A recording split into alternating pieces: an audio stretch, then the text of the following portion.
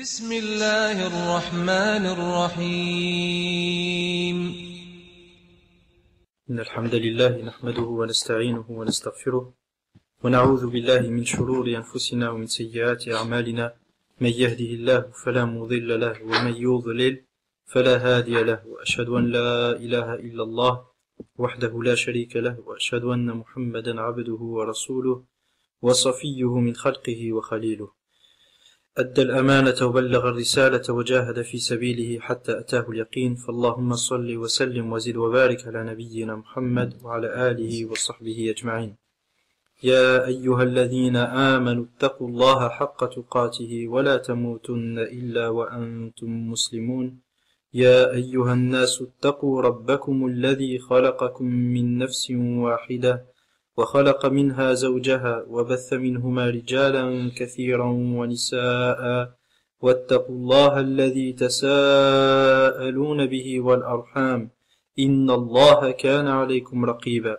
يا أيها الذين آمنوا اتقوا الله وقولوا قولا سديدا يصلح لكم أعمالكم ويغفر لكم ذنوبكم، ومن يطع الله ورسوله فقد فاز فوزا عظيما. أما بعد، فإن أصدق الحديث كتاب الله، وخير الهدي هدي محمد صلى الله عليه وسلم، وشر الأمور محدثاتها وكل محدثة بدعة. أيها الإخوة الكرام، في هذا الوقت الذي تتتابع فيه الفتن كقطع الليل المظلم، يمسي فيه المرء مؤمنا ويصبح كافرا، ويصبح مؤمنا ويمسي كافرا، يبيع دينه بعرض من الدنيا. في هذا الوقت الذي تزيغ فيه القلوب عن الحق لقلة الصبر على وعثاء الطريق وبعد السفر وبطش العدو وحيلته ومكره وتمكنه وعلوه وقهره، في هذا الوقت تضعف القلوب عن الثبات على الحق والاعتصام بالهدي وبالهدى، وتبحث عن المخارج والتأويلات والاجتهادات والتوفيقات والتلفيقات، تعايشا لماذا؟ تعايشا مع الواقع، وهروبا عن المواجهة وخداعا للنفس.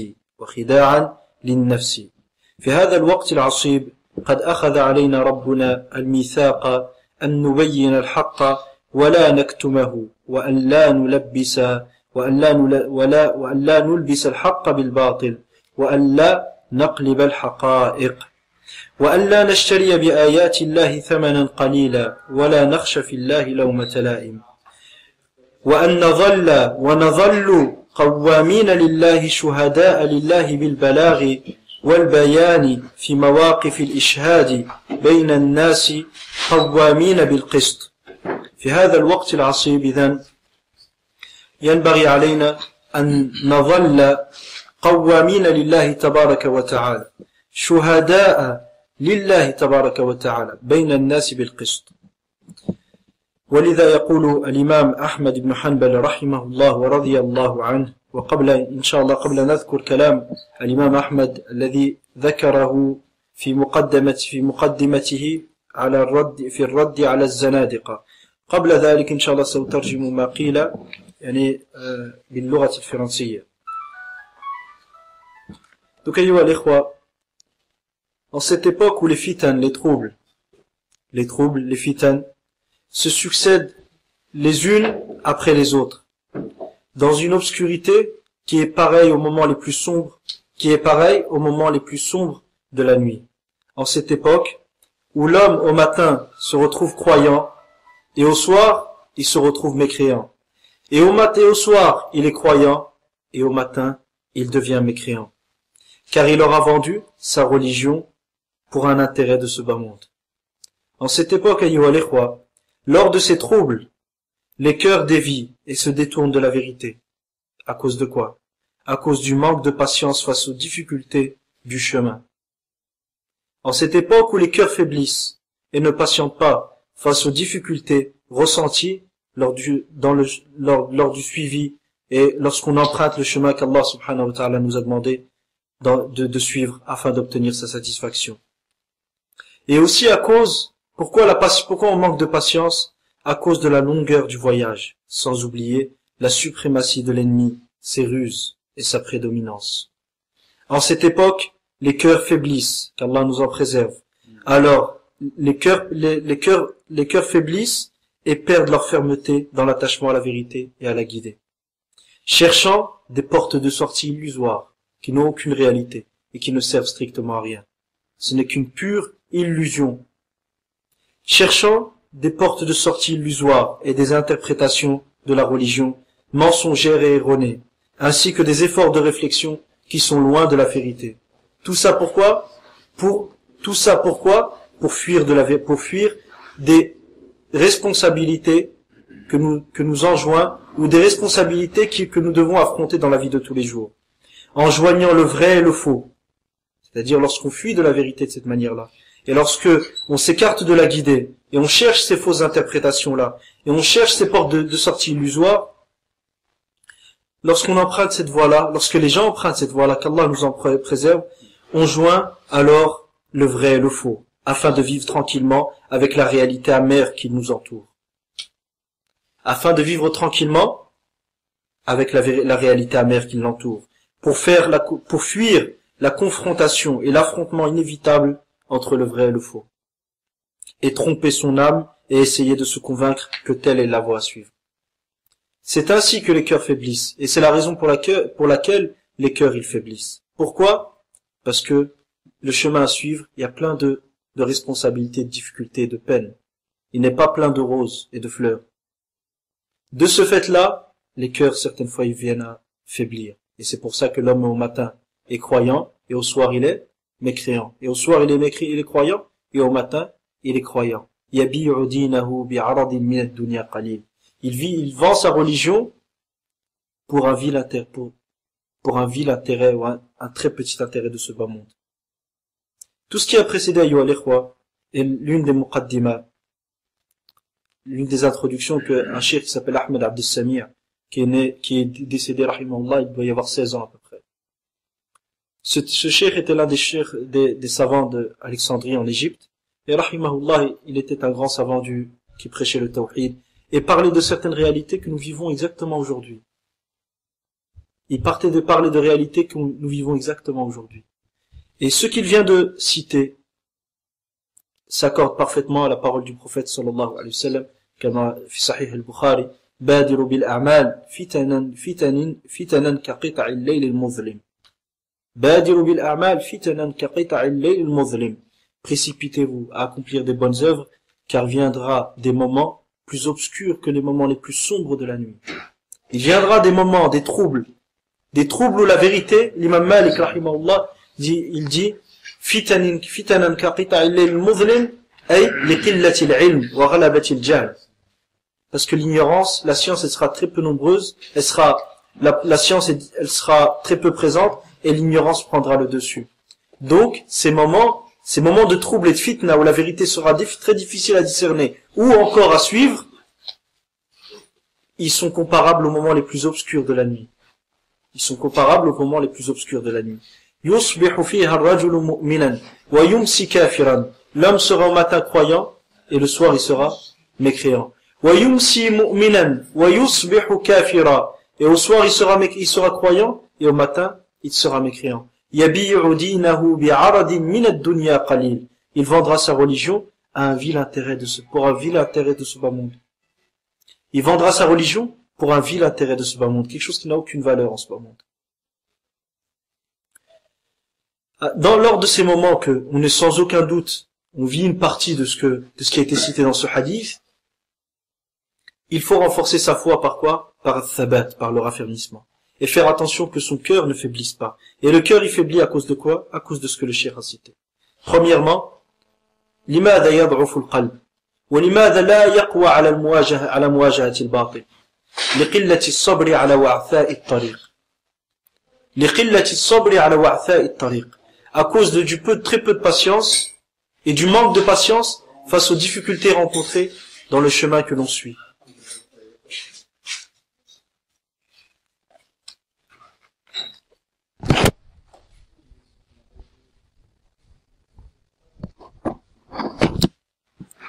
Donc, le fait qu'il soit difficile de patienter face aux difficultés rencontrées sur ce chemin, et le fait que al-batil, le faux, il est pris le dessus dans la majorité des régions de ce bas monde. Et en général, le faux se propage très vite.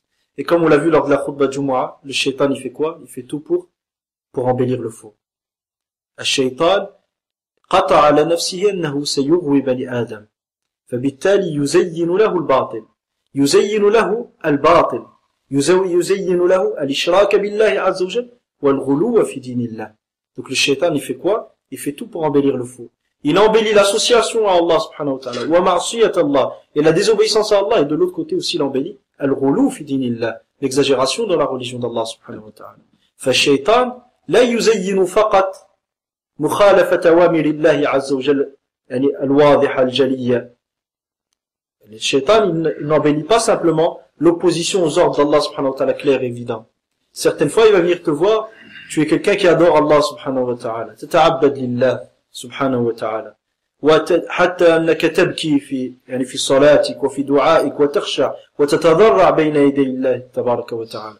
فيأتيك الشيطان, à ce moment-là, le shaitan, il vient parce que tu es quelqu'un qui adore Allah subhanahu wa ta'ala, il peut t'arriver de pleurer pendant que tu adores Allah, et il te trompe de quelle manière? Par une autre porte.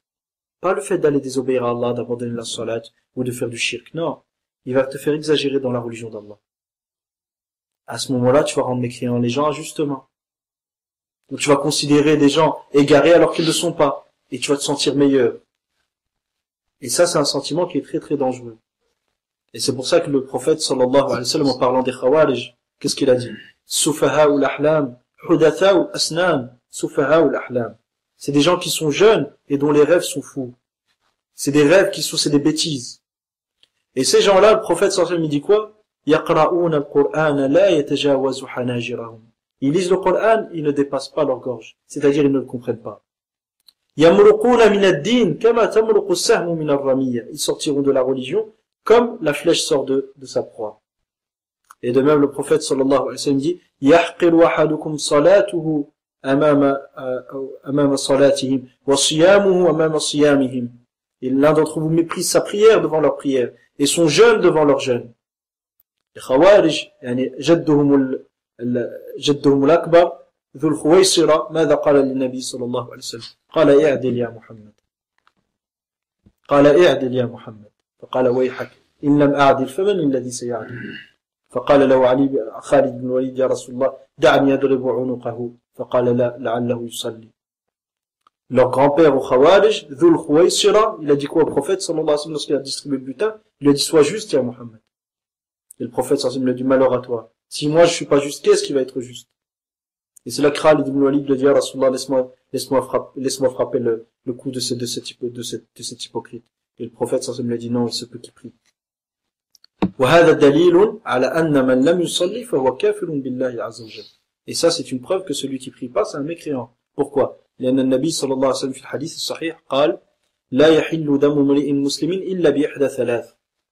Le prophète sallallahu alayhi wa sallam dans le hadith sahih il dit le sang du croyant ne peut être désacralisé que pour trois choses. Az-zani al-muhsan, celui qui a commis l'adultère tout en ayant été marié une fois dans sa vie. Al-qatil al-nafs, celui qui a tué quelqu'un. Wa-tariku li dinihi al-mufariqu lil-jama'a. Et celui qui a abandonné sa religion, et qui se sépare et quitte la jama'a des musulmans. Donc ici, celui qui a abandonné la prière, on voit que il est permis de lui appliquer la peine légale, la peine capitale. يضرب عنقه. ولكن هل تارك الصلاة زاني محصن؟ تارك الصلاة هل زنى؟ لم يزني.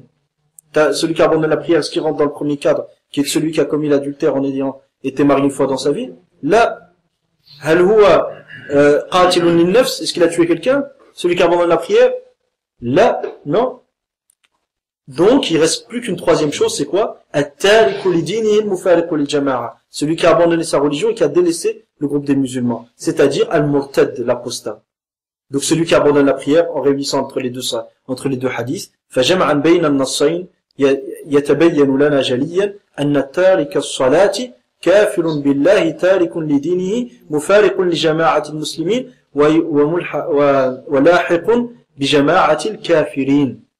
ولذا يقول النبي صلى الله عليه وسلم العهد الذي بيننا وبينهم الصلاة فمن تركها فقد كفر أو أشرك.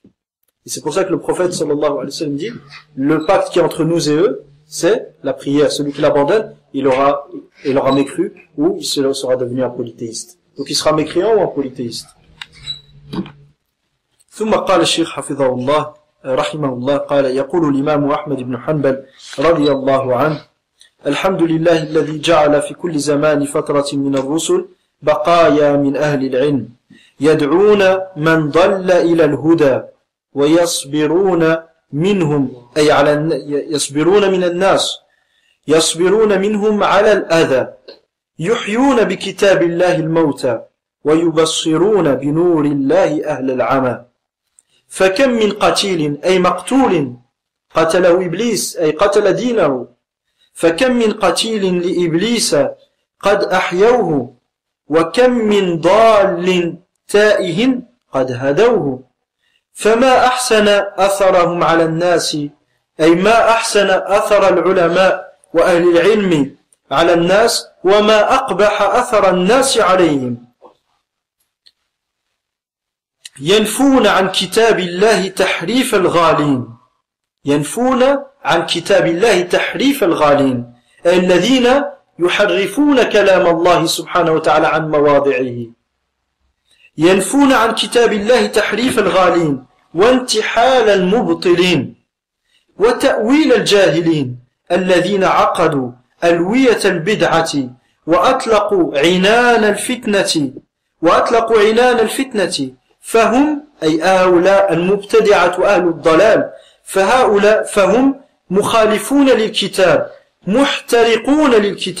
محترقون في الكتاب مجتمعون على مفارقة الكتاب أي أهل البدع يقولون على الله وفي الله وفي كتاب الله بغير علم أي يتكلمون بالمتشابه من الكلام الذي يحتمل أكثر من وجه يتكلمون بالمتشابه من الكلام ويخدعون جهال الناس بما يشبهون عليهم فنعوذ بالله من فتنة المضلين الأئمة المضلين الذين حذر منهم النبي صلى الله عليه وسلم وكان من أخوف ما يخاف على أمته صلى الله عليه وسلم مثال ذلك الذين يجيزون الدخول في البرلمانات الشركية والمشاركة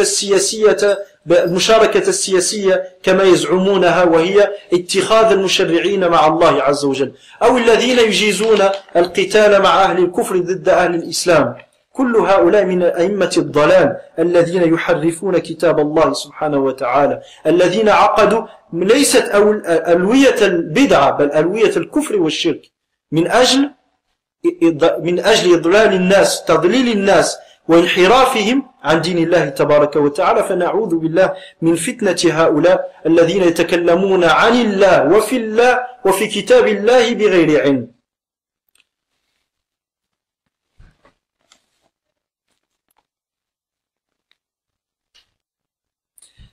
Et après cela, il faut savoir une chose, c'est que malgré toute cette situation, Allah subhanahu wa ta'ala a pris de nous l'engagement d'exposer la vérité et de ne pas la cacher.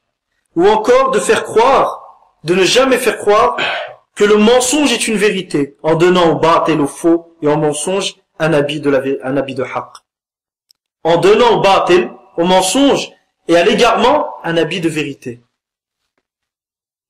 Ça, il faut jamais le faire. Allah subhanahu wa ta'ala a pris l'engagement de Bani Adam, a pris l'engagement de ceux qui ont reçu le livre, a pris l'engagement de celui qui a une connaissance de la transmettre. وَلَا تَكْتُمُونَ وَإِذَا أَخَذَ اللَّهُ مِيثَاقَ الَّذِينَ أُوتُوا الْكِتَابَ لَتُبَيِّنُنَّهُ لِلنَّاسِ وَلَا تَكْتُمُونَهُ فَنَبَذُوهُ وَرَاءَ ظُهُورِهِمْ وَاشْتَرَوْا بِهِ ثَمَنًا قَلِيلًا فَبِئْسَ مَا يَشْتَرُونَ. Donc Allah subhanahu wa ta'ala dit, et lorsqu'Allah a pris des gens du livre l'engagement de montrer la vérité, de ne pas la cacher. De montrer la vérité, de ne pas la cacher. Ils l'ont alors délaissé derrière leur dos. Ils l'ont laissé derrière eux. وَاشْتَرَوْا بِهِ ثَمَنًا قَلِيلًا. Et ils l'ont vendu à un vil prix. فَبِئْسَ مَا يَشْتَرُونَ. C'est-à-dire quel pire négoce que celui qu'ils viennent de faire. Qu'Allah nous en préserve. Donc notre Seigneur a pris de nous l'engagement d'exposer la vérité, de ne pas la cacher. Ou de faire croire encore que le mensonge est une vérité, en donnant au batil, au faux et au mensonge un habit de haqq, de vérité. ou encore, et ça c'est une des pires des choses, d'altérer la réalité des choses. نقلب الحقائق.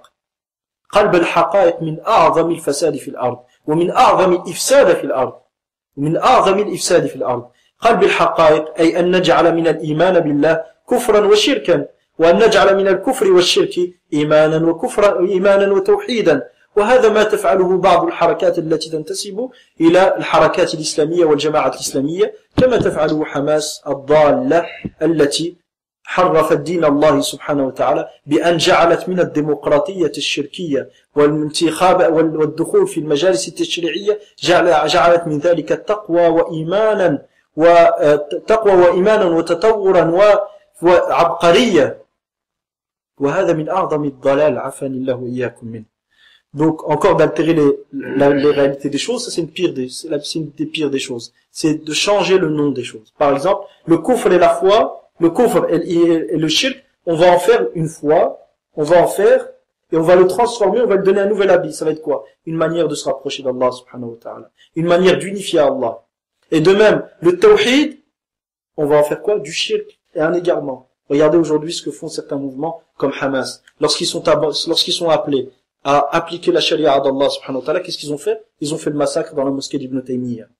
Ils ont massacré des musulmans sans discuter, sans aucune discussion. Ils sont rentrés, ils ont détruit. Même les gens qui étaient al-jarha, les gens qui étaient blessés, qui étaient par terre, ils les abattaient tout de suite, sans discuter avec eux. À la suite de ça, un cheikh qui s'appelait Abu Nour, rahimahullah, il avait une maison, ils ont détruit sa maison. Il est mort, il y avait sa femme et ses enfants dedans. Tout ça pourquoi? Parce qu'ils les ont appelés à appliquer la charia d'Allah subhanahu wa ta'ala. Juste pour ça. Et de l'autre côté, ce même mouvement de Hamas, ils ont des problèmes avec Fatah, parce qu'il est un mouvement laïque. Et comment ils font pour régler ça? Ben, ils s'assoient sur la table des négociations. Donc avec les laïcs, avec l'Almaniyin, on s'assoit et on négocie. Et avec Ahl al-Tawhid, plus de discussion. Al-Qatl wa al-Taqtil wa al-Tashrid. هذا ما ينتظر أهل التوحيد. ما ينتظره التقتيل والتشريد. لا كلام ولا مكالمة ولا أي شيء. أما أهل الشرك والتنديد فهم إخواننا وهم أولياء أمورنا. Même l'Abbas, leur président, qui est plus que loin de la religion d'Allah subhanahu wa ta'ala. C'est un laïc déclaré. Il le déclare lui-même. C'est leur dirigeants, c'est leurs frères en islam, et même les chrétiens qui meurent, ils les appellent les shuhada, les martyrs, les chrétiens. Et puis Ahl al-Tawhid, c'est qui? Les gens du Tawhid qui appellent à appliquer la charia, c'est les Khawarij, al-Takfiriyoun, al-Mariqoun, les gens de la fitna, ceux qui veulent semer le trouble. Ils sont madsoussin, ils ont été infiltrés, c'est les juifs qui sont derrière. Subhanallah. Ceux qui vous appellent à appliquer la charia, ils sont infiltrés par les juifs. Et vous faites quoi exactement? Ils sont en train de combattre la loi d'Allah subhanahu wa ta'ala pour appliquer la loi du Tarout. Et ça, c'est une des pires des choses. Et aujourd'hui, on voit que les gens qui viennent défendre Hamas, ils sont en train de parler, non, mais il faut pas de fitna, les musulmans ne doivent pas s'entretuer. Quels musulmans vous parlez? De quels musulmans vous parlez?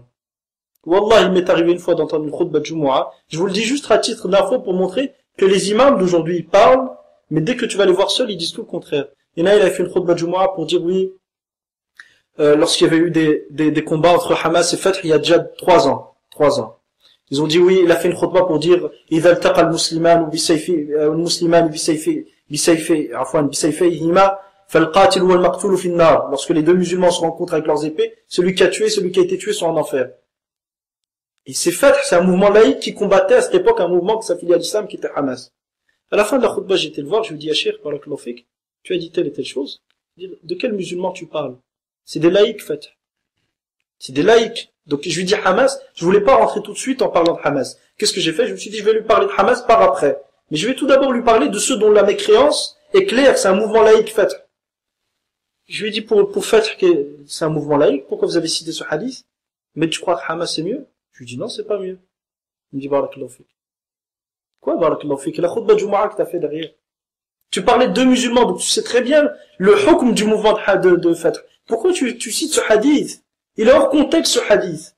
وهذا من أعظم الإفساد في الأرض وهو قلب الحقائق. Et ça, c'est l'une des pires des corruptions qu'il puisse y avoir sur terre, c'est de faire du mécréant un musulman, et du musulman un mécréant. Et du sunni à mubtadi'. Et du mubtadi', on en fait l'innovateur, on en fait un bien guidé. Et ce qui en découle est grave. C'est pas des petites choses qui en découlent. Allah subhanahu wa ta'ala dit, وَكَذَلِكَ نُفَصِّلُ الْآيَاتِ وَلِتَسْتَبِينَ سَبِيلُ الْمُجْرِمِينَ. Et c'est ainsi que nous clarifions, nous exposons clairement les versets, afin que le chemin des criminels apparaisse au grand jour aux yeux des gens. Que tout le monde puisse le voir, le chemin des criminels. Pourquoi Allah subhanahu wa ta'ala détaille tout ça? Pour que tu saches qui est ton wali, qui est ton allié, et qui n'est pas ton allié. Allah subhanahu wa ta'ala dit quoi? إِلَّا تَفْعَلُوهُ تَكُنْ فِتْنَةٌ فِي الْأَرْضِ وَفَسَادٌ كَبِيرٌ. Donc Allah subhanahu wa ta'ala dit, si vous ne le faites pas, il y aura une fitna sur terre. Et وَفَسَادٌ كَبِيرٌ, une corruption énorme. L'imam Ibn Kathir, il dit, إِلَّا تَفْعَلُوهُ أي إِلَّا تُوَالُوا فِي اللَّهِ وَتُعَادُوا فِي اللَّهِ تَكُنْ فِتْنَةٌ فِي الْأَرْضِ فِتْنَةٌ عَظِيمَةٌ وَفَسَادٌ طَوِيلٌ عَرِيضٌ فَسَادٌ كَبِيرٌ فَسَادٌ طَوِيلٌ عَرِيضٌ. Si vous ne le faites pas, c'est-à-dire, si vous ne vous alliez pas pour Allah, et vous ne désavouez pas pour Allah, il y aura sur terre un trouble, une fitna, du sang qui sera versé, et une énorme corruption. Ibn Kathir, il dit, une longue corruption qui durera très très longtemps. Et c'est exactement ce qu'on est en train de vivre. Mais comment tu peux t'allier pour Allah et te désavouer pour Allah, alors que tu ne sais même pas faire la différence entre ton allié et ton ennemi? Comment tu peux faire? كيف توالي في الله وتعادي في الله وأنت لا تفرق بين وليك ولي الرحمن وعدوك عدو الرحمن تبارك وتعالى. كيف تفعل؟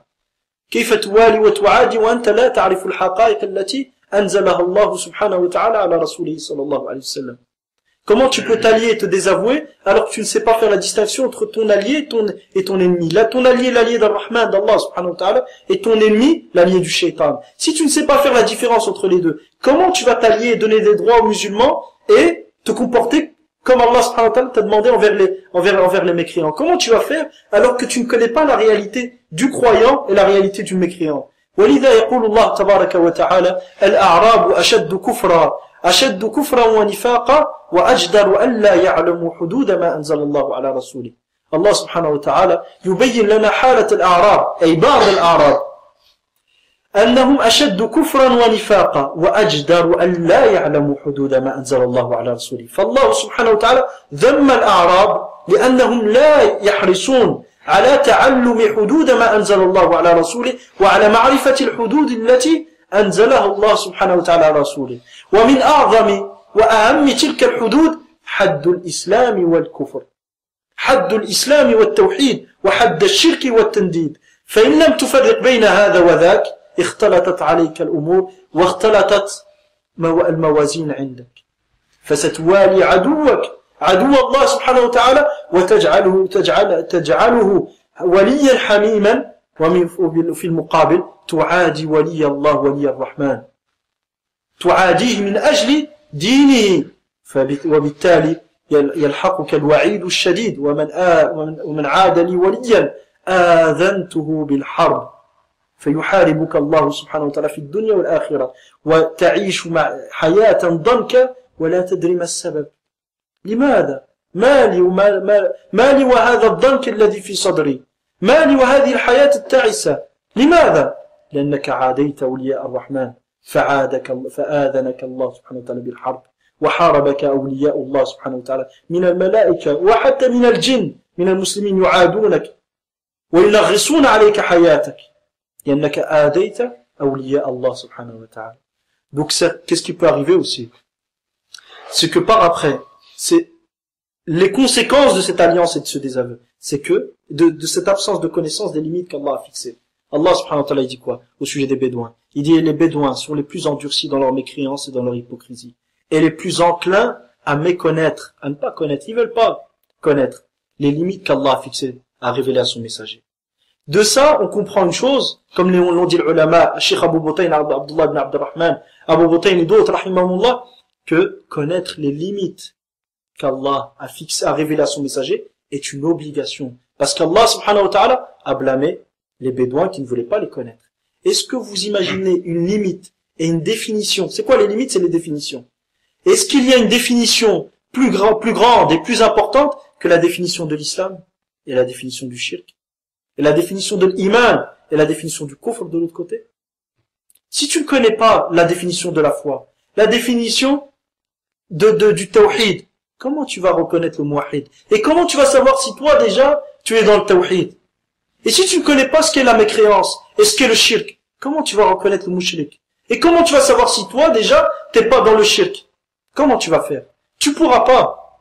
Donc, فَمَا لَا يَتِمُّ الْوَاجِبُ إِلَّا بِهِ فَهُوَ واجب. Ce sans quoi l'obligation ne peut être complétée devient obligatoire. Et à ce moment-là, qu'est-ce qui va se passer? Tu peux t'allier, si tu ne connais pas ça, tu peux t'allier aux ennemis d'Allah subhanahu wa ta'ala. Et leur donner les mêmes droits qu'on donne aux musulmans. Et de l'autre côté, tu vas te désavouer et t'innocenter et combattre les alliés d'Allah subhanahu wa ta'ala. Mais tu crois que tu vas combattre et que tout va se terminer comme ça? La badan. Kalla. Ce que tu vas vivre, c'est quoi? C'est qu'Allah va te déclarer la guerre. وَمَنْ عَادَ لِي وَلِيًّا آذَنْتُهُ بِالْحَرْبِ.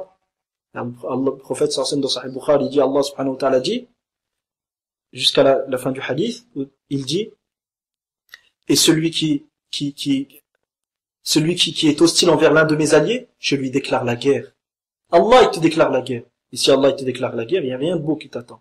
Les anges vont te déclarer la guerre. Les djinns musulmans vont te déclarer la guerre. Les hommes musulmans vont te déclarer, ça veut dire que tu vas être mal. Les gens vont te voir, vont te détester. Et tu vas pas comprendre pourquoi. Même les chiens, les animaux, ils risquent de te courir après, tu vas même pas te rendre compte pourquoi. Ibn al-Qayyim, rahimahullah ta'ala, dans son livre, Al-Jawab al-Kafi liman sa'ala an ad-dawa al-shafi, il disait quoi? Il disait quand quelqu'un est désobéi à Allah, il s'éloigne de la voie d'Allah, bah tout le monde est mauvais avec lui. Les animaux, ils sont pas bons avec lui. Sa voiture, elle veut pas, bon, il n'a pas parlé de la voiture, Ibn al-Qayyim, mais il a parlé de la monture.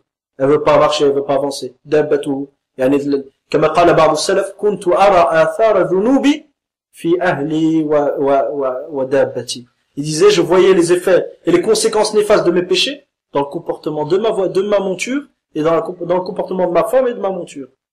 Donc tout sur terre va être mauvais avec toi. C'est pas simple.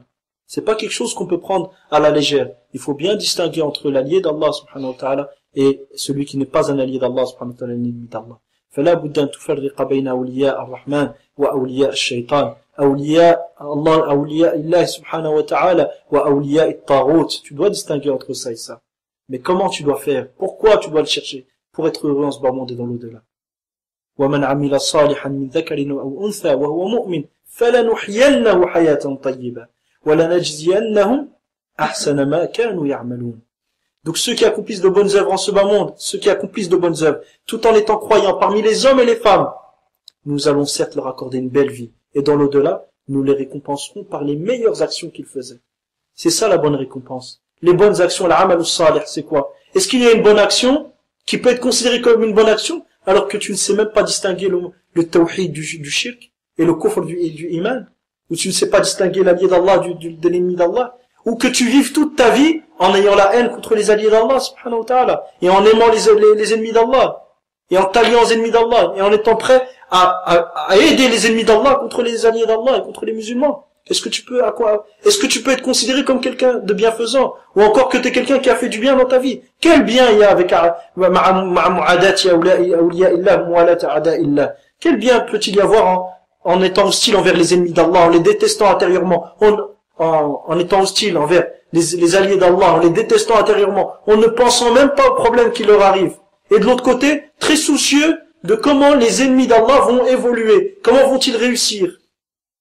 Quel souci, quelle préoccupation, quel bonheur, quelle foi tu as quand tu agis de la sorte. Quelle foi tu as quand tu agis de la sorte. Aujourd'hui, c'est devenu quelque chose de normal. Mu'ala ta'ada illa, c'est devenu quelque chose de normal. S'allier aux ennemis d'Allah. Et les gens, ils préfèrent les mécréants que les musulmans. Dès qu'il y a une transaction, c'est ça les musulmans. Dès qu'un musulman fait une erreur, c'est ça l'islam. Mais ces gens qui disent tout ça, c'est quoi? Ces gens, ils ont une uqda nafsiyya, ils ont un problème intérieur, ces gens. Contre quoi? Pas contre toi. C'est pas contre ta barbe qu'ils ont un problème. C'est contre l'islam. Et toi, ils te louperont pas. La moindre erreur, wallah, ils vont pas te louper. Pourquoi? Parce qu'ils ont un problème contre l'islam, ces gens.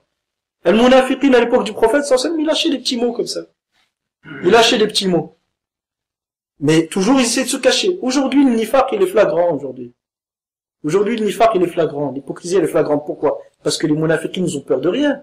La critique de l'islam, c'est devenu quelque chose de normal. Se moquer des anges, c'est devenu quelque chose de normal. Faire des blagues sur la prière, c'est devenu quelque chose de normal. Des fois, t'entends même ça de la part de certains frères. Hadahumullah. Faut faire attention. Les gens, à l'époque du prophète, sallallahu alayhi wa sallam, qui sont devenus mécréants. il y avait une bataille, la bataille de Tabouk, les musulmans allaient rencontrer les Romains. Il y avait une bataille qui était prévue. Enfin, le prophète sallallahu alayhi wa sallam a été pour rencontrer les Romains. La bataille ne s'est pas produite, mais sur la route, les musulmans, donc ils s'arrêtent. فجلس بعض أصحاب بعض من كانوا مؤمنين فقالوا ما رأينا مثل هؤلاء القراء مثل قرائنا هؤلاء أجبن عند اللقاء ولا أبطن من هؤلاء. Ils ont dit, nous n'avons jamais vu, il y avait des qurra, ceux qui connaissaient le Coran par cœur, ils étaient aussi dans l'expédition. Et puis les autres, ils sont assis, ils les ont regardés. Et ils blaguaient entre eux. Ils ont dit, on n'a jamais vu de gens qui avaient un plus gros ventre que ceux-là, ni qui étaient plus lâches lors du combat. Ils parlaient des sahaba, qui connaissaient le Coran par cœur. Qu'est-ce qui s'est passé à ce moment-là? Il y a un sahaba, il les a entendus, il dit, Wallahi la ukhbiran nabi sallallahu alayhi wa sallam. Par Allah, je vais aller le dire au prophète sallallahu alayhi wa sallam.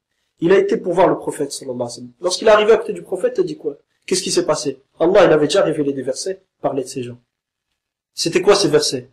Wala in sa'altahum la yaqulunna innama kunna nakhudhu wa nal'ab. Et si tu les questionnes, ces gens-là qui se moquaient, qui blaguaient, ils voulaient passer le temps, ils avaient rien trouvé d'autre que la religion pour se moquer. Et si tu les questionnes, et si tu les questionnes, ils te diront, nous ne faisions que plaisanter et blaguer, et s'amuser. Qul abillahi wa ayatihi, wanzur ila al-hukm, إلى حكم الله عز وجل في هؤلاء ثم انظر من حولك يعني ما أكثرهم على الأسف الشديد قل أبي الله وآياته ورسوله كنتم تستهزئون. Dis, est-ce d'Allah, de son verset, de ses versets et de son messager dont vous moquez? لا تعتذروا, ne vous excusez pas. قد كفرتم بعد إيمانكم, vous êtes bel et bien devenus mécréants après avoir eu la foi. Ne vous excusez pas, vous êtes mécréants maintenant. Vous êtes sortis de l'islam. Et le sahabi qui raconte l'histoire, il disait, je voyais l'un d'entre eux, celui qui se moquait, il tenait, كان يمسك بعينان فرس النبي صلى الله عليه وسلم ويقول إنما كنا نخوض ونلعب والنبي صلى الله عليه وسلم يقول قل أبي الله وآياته ورسوله كنتم تستهزئون لا تعتذروا قد كفرتم بعد إيمانكم. Et le prophète sallallahu alayhi wa sallam, il dit, le sahabi qui rapporte le récit, il dit, je voyais cet homme-là, l'un de ceux qui se sont moqués, parce qu'ils étaient trois. L'un de ceux qui se sont moqués, il prenait les rênes de la monture du prophète, sallallahu alayhi wa sallam, il lui disait, Ya Rasulallah, nous ne faisions que nous moquer, que plaisanter et nous amuser. Et le prophète, sallallahu alayhi wa sallam, qui lui répondait, dis, est-ce d'Allah, de son messager et de ces versets dont vous moquez, vous plaisantez sur Allah, sur sa religion, et sur ses versets, sur son prophète, sallallahu alayhi wa sallam. Ne vous excusez pas, car vous êtes bel et bien devenus mécréants après avoir eu la foi. Maintenant, vous n'êtes plus musulmans. Imaginez une parole qui a été dite sur des sahaba. Ça a été considéré comme étant une moquerie d'Allah et de sa religion et de l'islam. Qu'en est-il de ceux aujourd'hui qui racontent les blagues sur la religion, ou de ceux qui insultent Allah subhanahu wa ta'ala? Et quand quelqu'un insulte Allah, tu vas dire non, c'est plus un musulman cette personne. S'il était marié avec une musulmane, elle doit se séparer de lui. Oh, regarde, qu'est-ce que tu dis toi? T'es un takfiri, toi, t'es un khariji, tu fais sortir les gens de l'islam, t'es qui toi? T'es Allah pour juger. Et cette même personne qui te dit t'es Allah pour juger, quelqu'un va violer sa sœur, il va l'insulter de tous les noms, hein. Il va même peut-être le condamner éternellement en enfer. Il a oublié que c'était qu'Allah qui jugeait. On se comprend. Ces mêmes principes qu'eux, auxquels ils adhèrent et ils adoptent, ils les appliquent pas dans leur vie de tous les jours. Quelqu'un va juste rayer sa voiture. Ça y est, c'est un juif, il va te dire. Comme certains, on était, à une certaine époque, on était dans une mosquée, on avait fait un peu, il y avait certains frères, ils avaient fait de da'wah. Ils parlaient du fait de voter aux élections législatives et ils mettaient en garde contre ça. Wow. C'est-à-dire, même si t'expliques que c'est du shirk, non, ça nous regarde pas, non, faut pas rendre mécréants les gens, justement. Nous, on n'était même pas là à rendre mécréants les gens, hein. On était juste là en train d'exposer. فلم يكن قصدنا الأول هو تكفير الناس وإنما هو بيان الحقائق وإبلاغ الناس. Là d'entre eux, c'est peut-être marrant, mais شر البلية ما يضحكوا. L'un d'entre eux, un jour, l'un d'entre eux, ses chaussures ont été volées à la mosquée. Il a commencé à insulter celui qui lui a volé ses chaussures de Yahoudi, de Juifs. Quand, subhanallah al-azim,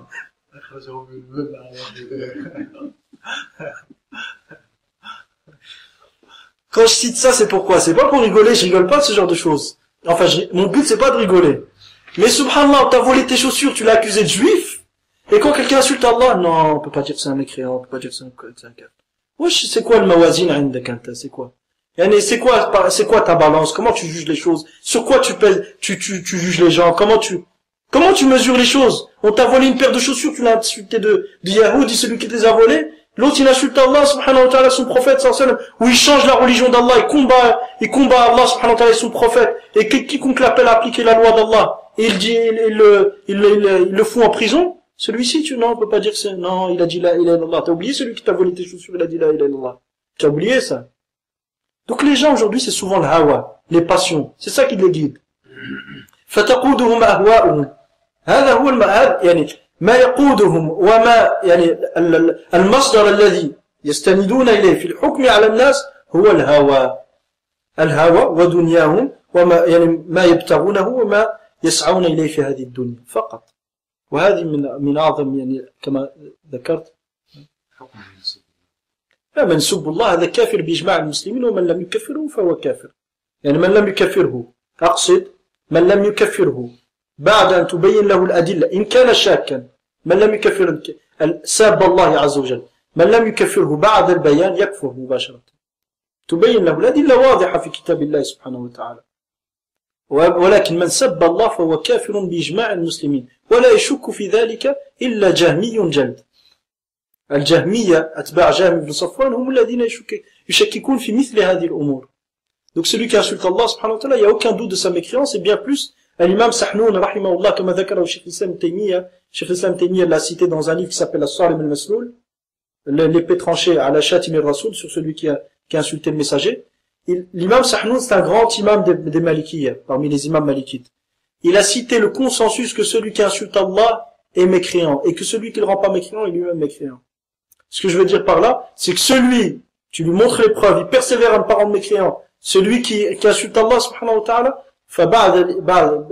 بعد البيان وبعد يفهم دلالة النصوص فإن توقف فهو مكذب لله عز وجل.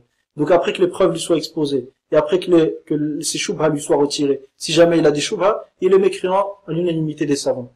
Voilà qu'une celui qui insulte Allah, il est kafir depuis le départ. من سب الله عز وجل انفسخ العقد بينه وبين امرأته. من سب الله عز وجل فالله سبحانه وتعالى بريء منه. Celui qui insulte Allah subhanahu wa ta'ala, s'il est marié, sa femme doit le quitter. Si Allah est innocent de lui, s'il meurt, il n'est pas enterré avec les musulmans. Il n'est pas enterré avec les musulmans. Il n'y a pas de prière sur lui. Quand il éternue, tu dis pas rahimakallah, tu dis hadakumullah. Yahdikumullah yuslih balakum. Kama taqulu lin-nasrani. Et bien plus, celui qui insulte Allah, il est pire que le chrétien. Et il est pire que le juif. Sa situation en enfer est encore pire.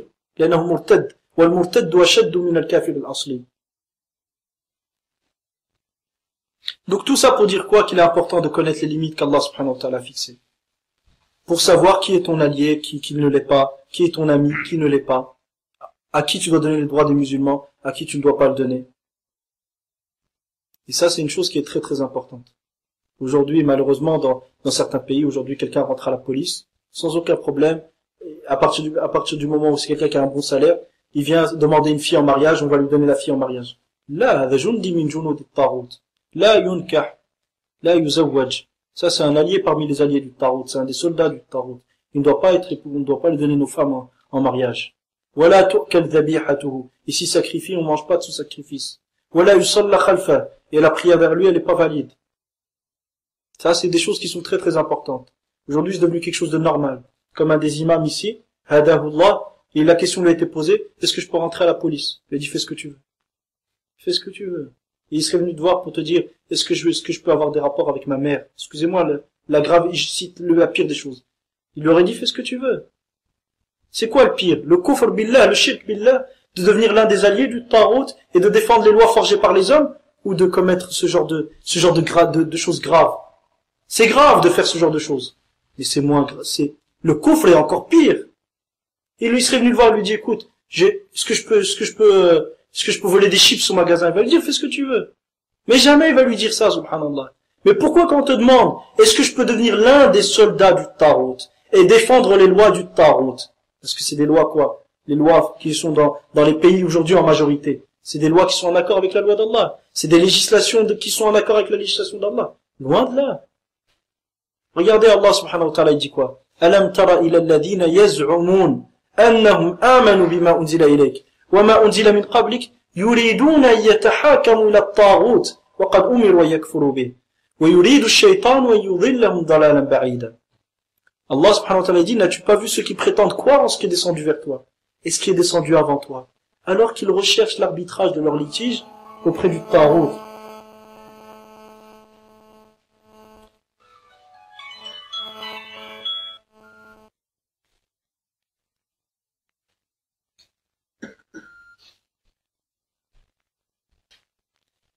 Alors qu'ils recherchent l'arbitrage de leur litige auprès de qui? Auprès du Tarout. Qui était le Tarout ici? C'était un homme à l'époque du prophète sallallahu alayhi wa sallam. Il s'appelait Ka'b ibn al-Ashraf. Lorsque les juifs ils avaient un problème, ils revenaient vers lui pour trancher dans leur litige. Allah il l'a appelé comment? Tarout. Et il a appelé ceux qui délaissent la loi d'Allah pour aller vers ce Tarout pour qu'ils règlent leur litige. Il les a qualifiés de quoi?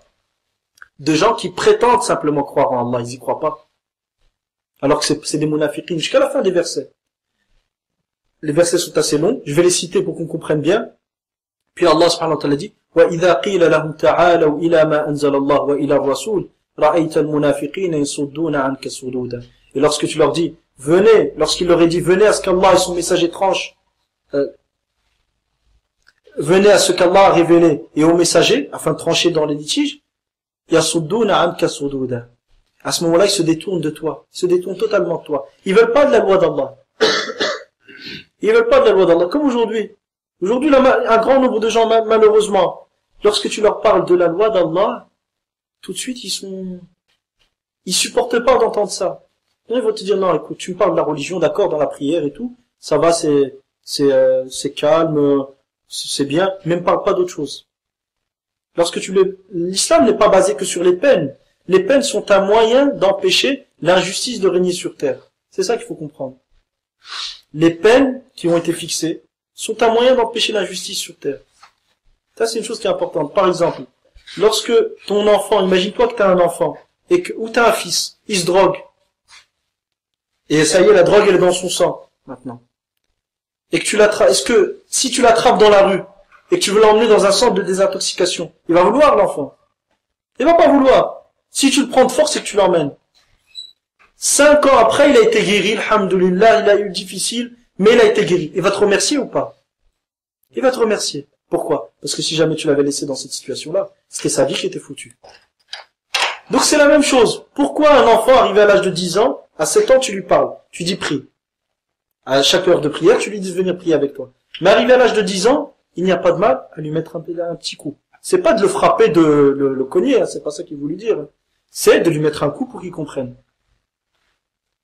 Cet enfant, à cet âge-là, il va se dire, mais pourquoi? Attends, mais il va pas me frapper pour que j'aille prier. Mais wallah, s'il s'habitue pas à la religion à cet âge-là, arrivé à 16, 14, 15 ans, il va commencer à aller avec les filles. Après, il va commencer à connaître ses copains, il va fumer une cigarette par-ci, puis un joint, puis après, il va aller en boîte de nuit.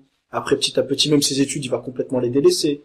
Après, il va vouloir de l'argent pour acheter ce dont il a besoin. Parce que soit ça va être de l'alcool, soit ça va être pour plaire à une fille, soit pour payer sa drogue. Il va pas trouver cet argent, il va commencer à voler ses parents. Et à ce moment, peut-être un jour sa mère va la remarquer, elle va le remarquer, il va la pousser. Puis après il va sortir de la maison, il n'a pas d'argent. Il va aller agresser quelqu'un, il va prendre de l'argent, il va aller acheter. Et puis ça va peut-être presque devenir, ça va devenir une personne, toute sa vie, il court qu'après ses passions. Donc il vit pourquoi? Pour assouvir ses passions. Jusqu'à qu'un jour tu le trouves, il a fait une overdose et il est mort. Qu'Allah nous préserve. Ou il se retrouve en prison pendant des années et des années. Pourquoi? Parce qu'il a été braqué quelque chose pour avoir de l'argent, pour aller acheter de la drogue, ou plaire à une fille, ou je ne sais quoi d'autre encore.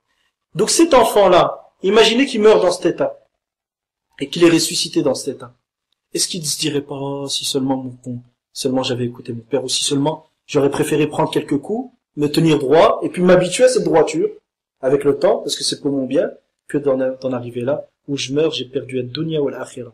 J'ai perdu le bas monde et l'au-delà. J'ai rien gagné dans ma vie. J'ai rien gagné. Donc il faut bien comprendre que l'islam n'est pas venu pour torturer les gens. L'islam n'est pas venu pour faire du mal aux gens. Mais l'islam est venu pour faire régner la justice. L'islam est venu pour faire régner la justice sur terre. Donc ça, c'est des choses qui sont très importantes.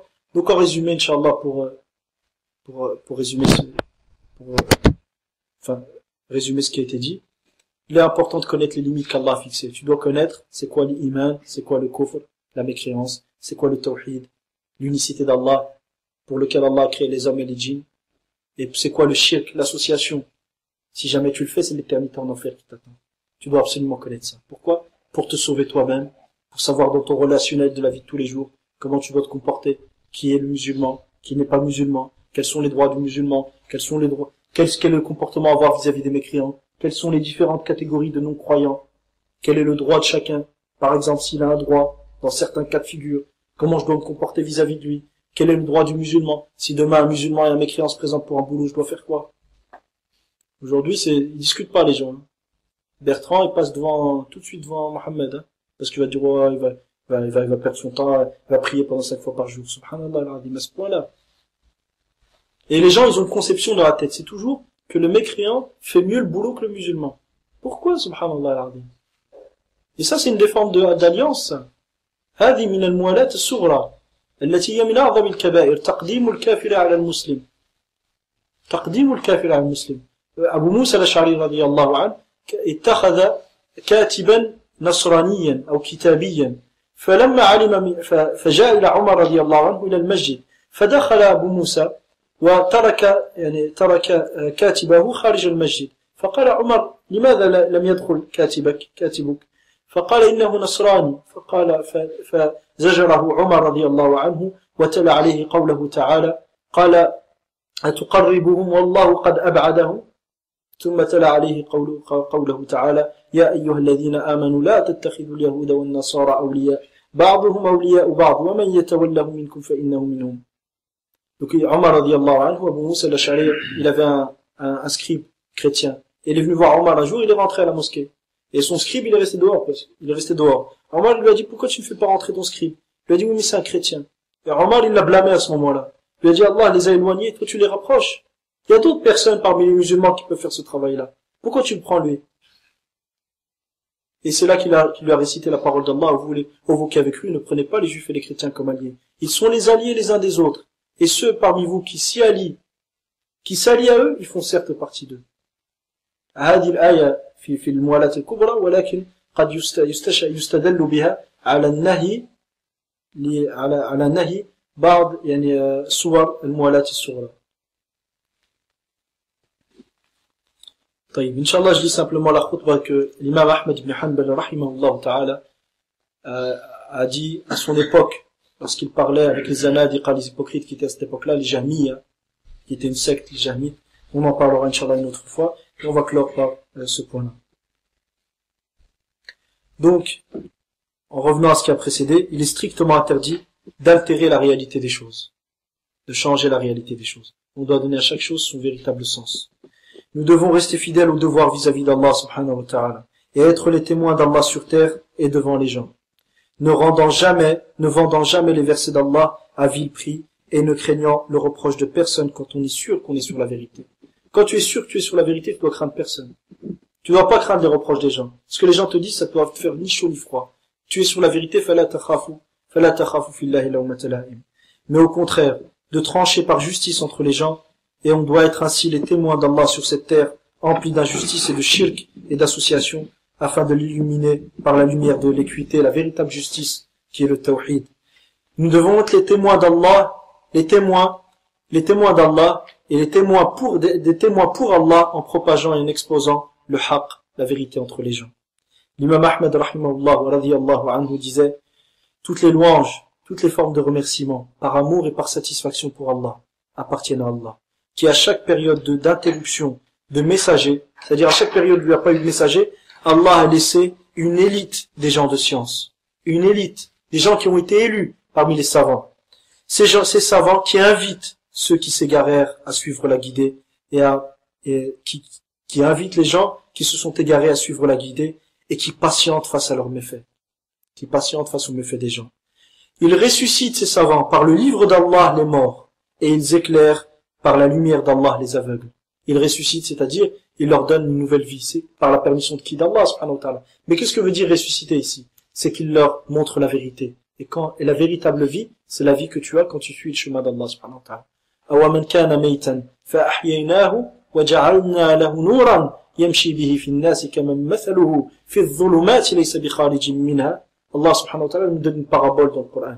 Il nous dit, est-ce que celui qui était mort, et que nous avons ressuscité, et nous lui avons accordé une lumière par laquelle il marche entre les gens. C'est quoi cette lumière? C'est la science. C'est quoi cette lumière? C'est la vérité. Est-ce que celui-ci, qui était mort, qui avait pas de vie, parce que le mécréant, il n'a pas de véritable vie. Il est loin. La véritable vie, c'est la vie du cœur. Le mécréant, il n'est pas vivant. Le véritable vivant sur cette terre, c'est le croyant. Donc, c'est quelqu'un qui était mécréant, Allah lui a donné la vie. Comment? En le guidant sur la vérité. Et en lui accordant une lumière, la science, al-ilm, par lequel il marche entre les gens. Donc, il distingue quoi? Le tawhid, le shirk, l'association. Il distingue l'obéissance à Allah, la désobéissance à Allah. Il distingue al-haq ou al-batil, la vérité et le faux. Et il distingue son allié de son ennemi. Le croyant du mécréant. فيفرق بين الحق والباطل ويفرق بهذا النور الذي آتاه الله سبحانه وتعالى إياه يفرق بين التوحيد والشرك وبين المعصية وبين طاعة الله سبحانه وتعالى. Allah donc nous donne en parabole cette personne-là. Il nous dit, est-ce que celui-ci est comparable à celui qui est mort? كمن مثله في الظلمات ليس بخارج منها. Comment Allah subhanahu wa ta'ala a-t-il comparé le mécréant? Il a dit que le mécréant, il est dans quoi? Dans l'obscurité, dans les ténèbres. C'est sombre, il voit rien, parce son cœur ne voit rien. Est-ce que celui qu'Allah a guidé est pareil à celui qui vit dans les ténèbres, dans l'obscurité? Quand tu pries pas, qu'est-ce que tu vis? Wallah, que tu vas être malheureux. Tu vas jamais goûter au plaisir de la foi. Certains salafs disaient, Masakinu ahli dunya, kharaju minha wa lam yadhuqu ahsana ma fiha. Qila wa ma ahsanu ma fi dunya. قالوا أو قال الشوق إلى لقاء الله تبارك وتعالى الشوق إلى لقاء الله تبارك وتعالى وزاد أمرنا آخر لا أذكره. Certains anciens disaient, les pauvres, les masakin, les miskins, c'est les gens de dunya, les gens qui sont attachés à cette vie, au plaisir de cette vie, quitte à faire le haram. Ils ont quitté ce bas monde sans goûter au plus grand plaisir qu'il puisse y avoir. Mais on dit, c'est quoi le plus grand plaisir qu'il puisse y avoir? Il a dit le désir ardent de rencontrer Allah. Le désir ardent de rencontrer Allah et le rappel d'Allah subhanahu wa ta'ala. Ça, c'est le plus grand plaisir qu'il puisse y avoir. Donc, le mécréant et celui à qui Allah subhanahu wa ta'ala n'a pas accordé cette lumière, c'est comme un mort. Il n'est pas vivant, il n'a pas de véritable vie. Qu'Allah nous en préserve. Et la véritable vie, elle est dans quoi? Dans la vérité, dans le tawhid, dans l'unicité d'Allah, dans le désaveu du tarot, dans la foi en Allah subhanahu wa ta'ala, dans le fait de ne faire aucun shirk. Jamais tu associes à Allah. Jamais tu désobéis à Allah. Jamais tu ne persévères dans la désobéissance à Allah. Jamais tu ne t'emplis d'orgueil. Tu refuses de te prosterner devant Allah subhanahu wa ta'ala. Quand l'heure de Fajr sonne, tu te lèves et tu pries. Tu fais pas l'orgueilleux. Iblis, pour une prosternation qu'il a refusée, Allah l'a expulsé du paradis. Qu'en est-il de celui qui refuse des prosternations et des prosternations par jour? Et des jours et des jours, voire des mois. Est-ce que lui, il pense qu'Allah subhanahu wa ta'ala va le faire entrer dans son paradis? Iblis, لمجرد سجدة واحدة رفضها وأبى أن يسجد سجدة واحدة أمره الله عز وجل بها طرده الله من الجنة. أفيظن من يترك السجدات مش سجدة وليست السجدة الواحدة بل يعني السجود والسجود تلو السجود والصلاة تلو الصلاة بل الأيام والشهور وهو لا يصلي بل السنوات أيظن هذا أن الله سبحانه وتعالى سيدخله جنته أن الله سبحانه وتعالى سيدخله جنته هذا أبدا لا يكون. Donc toutes les louanges appartiennent à Allah qui à chaque période d'interruption des messagers a laissé une élite de gens de science qui invite ceux qui s'égarèrent à suivre la guidée et patiente face à leurs méfaits. Il ressuscite par le livre d'Allah les morts et éclaire par la lumière d'Allah les aveugles. Combien de victimes d'Iblis ont-ils ressuscité? C'est-à-dire combien de gens qui ont été tués par Iblis et auxquels Iblis a repris leur religion et les a égarés? Qui étaient ainsi morts? Combien de gens comme ça, les gens de science, ont-ils ressuscité? Et combien d'égarés perdus ont-ils guidés? Combien est grand leur bienfait et leur effet, sur les gens, et en contrepartie, quel horrible comportement que les gens ont vis-à-vis d'eux. Ces gens de science, qui éloignent du livre d'Allah les falsifications et usurpations des exagérateurs, qui dépassent les limites, et qui dépassent les limites qu'Allah subhanahu wa ta'ala a fixées, et cherchent à falsifier cette religion, ainsi que les mauvaises interprétations des ignorants. Les gens de science, qu'est-ce qu'ils font? Les mauvaises interprétations des ignorants, ils les repoussent. Et ceux qui exagèrent, ils les repoussent. Et ils laissent le livre d'Allah clair. Et l'explication du livre d'Allah claire et nette. ces gens, ces ignorants et ces innovateurs qui portèrent l'étendard de la bid'a et propagèrent la fitna, ces ignorants qui s'opposent au livre d'Allah et s'accordent, ils se sont accordés, ils se sont mis d'accord à s'opposer au livre d'Allah. Ils disent, ces innovateurs, au sujet d'Allah, et ils font dire à Allah subhanahu wa ta'ala ce qu'il n'a pas dit, et s'expriment sur le livre d'Allah sans aucune science. Ils utilisent ce qui porte à équivoque, ce qui porte à équivoque, c'est les textes qui ont plusieurs significations. Ils utilisent ces textes-là pour faire croire aux gens que le faux est une vérité et que la vérité est un mensonge. Wa barakallahu fikum. Wa sallallahu sallam. Inch'Allah. Wa baraka ala nabiyyina Muhammad. Wa ala alihi wa sahbihi ajma'in. Walhamdulillahi rabbil alamin. Inch'Allah, donc ce cours nous sommes toujours dans une introduction à la aqida. On n'a toujours pas commencé le cours de la aqida. Pourquoi? Tout d'abord, il faut qu'on comprenne l'importance d'apprendre ça. Le livre qui va venir, Inch'Allah, qu'on va étudier, s'appelle Al-Haqa'iq fi at-Tawhid. Les réalités, les définitions du Tawhid. Mais avant ça, il faut comprendre pourquoi je dois apprendre les définitions. Pourquoi je dois savoir les définitions du Tawhid. Lima ata'allamu al-haqa'iq. Lima ata'allamu haqa'iq al-umur. Wa lima yanbaghi 'ala al-muslim an ya'rifa hudud ma anzala Allahu 'ala rasulih. Wa hadd al-islam wa ash-shirk wa hadd al-iman wa al-kufr. Lima yanbaghi lahu dhalik. Wa madha yatarattabu 'ala dhalik. Hatta tanhada himmatuhu.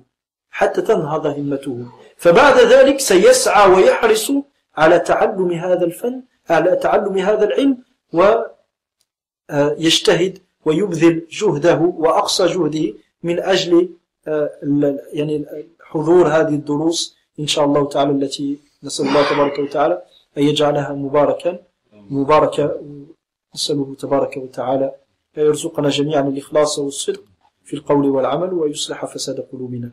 Donc le but de tout ça, pourquoi on va exposer, Inch'Allah, c'est qu'après avoir su l'importance de connaître ses limites, l'importance de connaître ses définitions, tu vas faire des efforts pour apprendre, tu vas faire des efforts pour réviser, tu vas chercher à comprendre, et tu vas t'efforcer de bien agir par après. Mais avant ça, c'est-à-dire si on rentre tout de suite dans le livre, sans connaître l'importance et les conséquences néfastes et les bienfaits qui en découlent, les conséquences néfastes qui découlent du fait de ne pas connaître ces limites-là et ces règles-là, et les bienfaits qui découlent du fait de les connaître, si tu ne sais pas tout ça, tu ne vas pas avoir le souci et la préoccupation réelle pour l'apprendre. Wa barakallahu fikum wa sallallahu sallam wa baraka ala nabiyyina Muhammad wa ala alihi wa sahbihi ajma'in walhamdulillahi rabbil alamin. Et ce cours était le deuxième, tenu le samedi, donc on est le combien aujourd'hui? Jumada. Dhul Qa'da, Kam? On est 4 و5 من ذي القعدة. نسأل الله تبارك وتعالى يعني يتم علينا نعمته. نسأله تبارك وتعالى الإخلاص والصدق في القول والعمل. ونعوذ بالله من تقلب العافية وزوال النعمة. كان النبي صلى الله عليه وسلم يستعيذ بالله من تقلب العافية وزوال النعمة. وليست هناك نعمة أفضل من نعمة حضور المجالس العلمية ومجالس الذكر. فهؤلاء يعني هم لا يشقى جليسهم نسأله تبارك وتعالى يتم علينا هذه النعمة ويمن علينا بإتمام هذه الدروس إن شاء الله، لعلها تكون صدقة جارية أو علما نافعا نتركه ورائنا ننتفع به الخلق ونستفيد منه إن شاء الله جميعا. وبارك الله فيكم. الحمد لله. Donc je disais juste une dernière chose, là je traduis juste ce qui a été dit. Donc dans l'espoir qu'Allah subhanahu wa ta'ala nous permette de terminer ces cours, le prophète sallallahu alayhi wa sallam faisait une dua souvent, il disait Ya Allah, je te demande protection contre la disparition des bienfaits que tu m'as accordés et que ma situation où je suis en bon état se change et que je me retrouve dans une situation en mauvais état. Et donc je disais une chose, c'est qu'il n'y a pas un plus grand bienfait que le fait d'assister à des assemblées de sciences dans lesquelles on apprend les limites qu'Allah subhanahu wa ta'ala a voulu qu'on apprenne, et le plus important c'est de connaître le tawhid et de savoir quel est le tawhid pour lequel Allah subhanahu wa ta'ala nous a créé, et quel est le shirk qui est le péché qui ne sera jamais pardonné. Donc ces dolos-là sont un grand bienfait. On demande à Allah de nous accorder à tous la sincérité et le sidq, la véracité et la loyauté, et dans l'espoir qu'Allah subhanahu wa ta'ala nous permet de terminer ces cours pour que ce soit déjà des bases et des fondements corrects pour vous tous, et pour qu'on puisse justement reconnaître le tawhid et le shirk et le muwahhid et le mushrik, Et de même que ce soit pour nous, Inch'Allah, pour une sadaqa jariya, une aumône continue, et une science utile que on laisse derrière nous, dans l'espoir qu'Allah subhanahu wa ta'ala fasse que il nous soit profitable après la mort et dans ce bon monde. Assalamu alaikum.